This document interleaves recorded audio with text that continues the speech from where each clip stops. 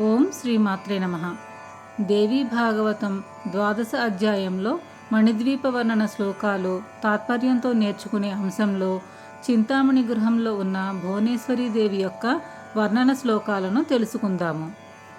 దివ్య చూడామణిస్పార చంచంద్రక సూర్యక ఉజ్జత్ కవి సమస్వచ్ఛ నాసాభరణ భాసుర. దివ్య చూడామణి స్పార అంటే ఉజ్వలంగా వెలిగిపోయే దివ్యమైన చూడామణి అని అర్థం. చూడామణి అంటే స్త్రీలు తలపై ధరించే ఒక ఆభరణం. చంద్రుని యొక్క సూర్యుని యొక్క కాంతితో సమానంగా వెలిగిపోయే చూడామణి అనే ఆభరణాన్ని అమ్మవారు శిరస్సున ధరించి ఉంటుంది.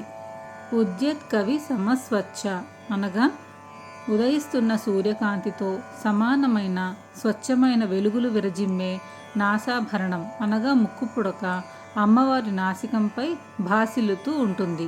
చింతాకలంబిత స్వచ్ఛ ముక్త గుచ్ఛ విరాజిత పాటీర పంక కర్పూర కుంకుమాలంకృతస్తని.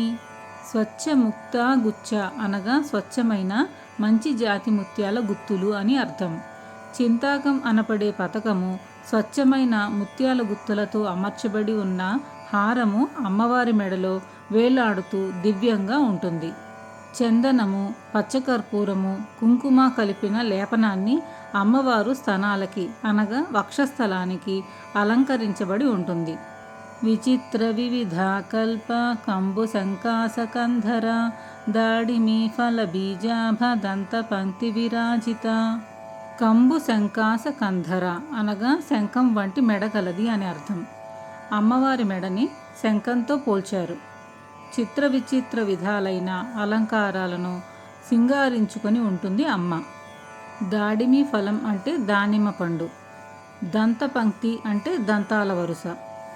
దానిమ్మ పండులో ఉన్న గింజలు ఎంత వరుసగా ఉంటాయో అలాగే అమ్మవారి పళ్ళ వరుస అంత చక్కగా శోభాయమానంగా ఉంటుంది.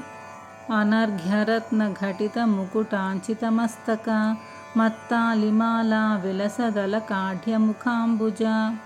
అనర్ఘ్య రత్న ఘటిత అనగా వెలకట్టలేని బహుమూల్యమైన రత్నాలతో నిర్మించినది అని అర్థం. మకుటం అంటే కిరీటం. మస్తకం అనగా శిరస్సు. అమ్మవారు వెలకట్టలేని రత్నములతో తాపించిన కిరీటం శిరస్సుపై ధరించి ఉంటుంది. మత్తాలిమాల అనగా మత్తెక్కిన తుమ్మెదలు వరుస. అలకాడ్య అనగా అలికినట్టుగా. ముఖాంబుజ అనగా పద్మము వంటి కాంతి కలిగిన ముఖం కలది. మత్తెక్కిన తుమ్మెదలు వరుస కదులుతూ ఎలా ఉంటుందో అలా తుమ్మెదలు అలికినట్టుగా ఉండే ముంగురులతో అలరారే ముఖం కలది అని అర్థం. కిరీటానికి నుదుటికి మధ్యలో ఉన్న జుట్టుని కదులుతున్న మత్తెక్కిన తుమ్మెదల వరుసతో పోల్చి చెప్పారు. కళంక కార్స్య నిర్ముక్త శరచంద్ర నిభానన జాహ్నవీ సలిలావర్త శోభినాభివిభూషిత. కళంక కార్స్య నిర్ముక్త అనగా కళంకము క్షీణత్వము లేనిది అని అర్థం. శరశ్చంద్ర నిభానన అనగా శరత్కాల చంద్రుని వంటి కాంతిగల ముఖం కలది.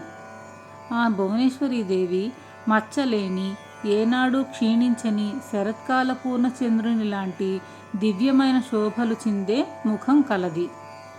జాహ్నవి అంటే గంగా నది. జాహ్నవి నది ఎలా సుడులు తిరుగుతూ ఉంటుందో అలాంటి సుడి వంటి సుందరమైన నాభితో అమ్మవారు శోభిల్లుతూ ఉంటుంది.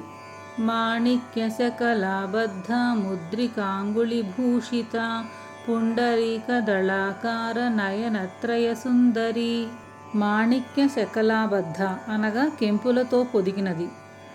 ముద్రికాంగుళి అనగా చేతివేళ్లకి ఉన్న ఉంగరం. అమ్మవారు మాణిక్యాలను పొదిగిన ఉంగరం చేతివేళ్లకి ధరించి శోభిల్లుతూ ఉంటుంది.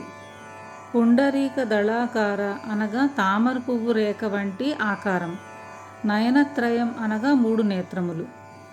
అమ్మవారు పుండరీక దళాల వంటి ఆకారం కల 3 నేత్రములతో అత్యంత సుందరంగా ఉంటుంది. కల్పితాచ్చ మహారాగ పద్మరాగోజ్వల ప్రభ రత్న కింకిణికాయుక్త రత్న కంకణ శోభిత. స్వచ్ఛమైన మెరుగెక్కిన మహారాగ పద్మరాగమణులను పోలిన మహోజ్వలమైన కళలు విరజిమ్మే శరీర కాంతి కలది అమ్మవారు. ఈ లైన్లో అమ్మవారి శరీర కాంతి కెంపుల కన్నా మెరిసిపోయే మెరుపుతో ఉంటుంది అని వర్ణిస్తున్నారు. కింకిణి అంటే గంటలు. రత్నమయమైన చిన్న గంటలతో కలిపి ఉన్న రత్న కంకణాలను చేతులకు ధరించి శోభాయమానంగా ఉంటుంది. మణిముక్త సరాపార లసత్ పదక సంతతి రత్నాంగుళి ప్రవితత ప్రభాజాల లసత్కర. మణులతో, ముక్త అనగా ముత్యాలతో చేసిన అందెలు తళతళ మెరిసిపోతూ అమ్మవారి పాదాలు శోభాయమానంగా విరాజిల్లుతూ ఉంటాయి. రత్నాలతో ఉన్న ఉంగరాలు ధగధగమని మెరవడం వల్ల అమ్మవారి చేతులు ఆ మణుల ప్రభలతో కాంతివంతంగా మెరిసిపోతూ ఉంటుంది. కంచుకి గుంఫితాపార నానా రత్నతతిద్యుతి మల్లికామోది ధమ్మిల్ల మల్లికాలిసరావృత. కంచుకి అంటే రవిక లేదా బ్లౌజు. గుంఫిత అంటే అలంకరించబడినది లేదా డెకరేట్ చేసినదని అర్థం. అనేక విధములైన రత్నాలతో అమ్మవారి రవిక అలంకరించబడి ఉన్నది. దానివల్ల వచ్చే కాంతులతో అమ్మ మెరిసిపోతూ కనిపిస్తుంది. సహజంగానే అమ్మవారి కేశపాసం మల్లెపూల సువాసన వెదజల్లుతూ ఉంటుంది.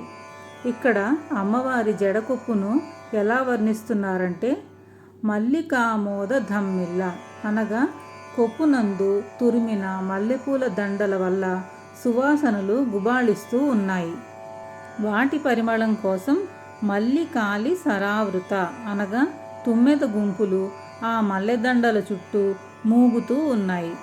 సువృత్తని విడోత్తుంగ కుచభారాల సాశివ వరపాశాంకుశాభీతి లసద్బాహు చతుష్టయ. కుచ అంటే వక్షస్థలం లేక స్థనాలు అని అర్థం.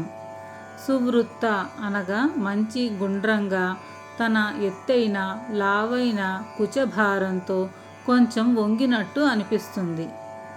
ఆ భువనేశ్వరీదేవి తన స్తనాల బరువుకి కొంచెం కిందకి బెండైనట్లు కనిపిస్తుంది.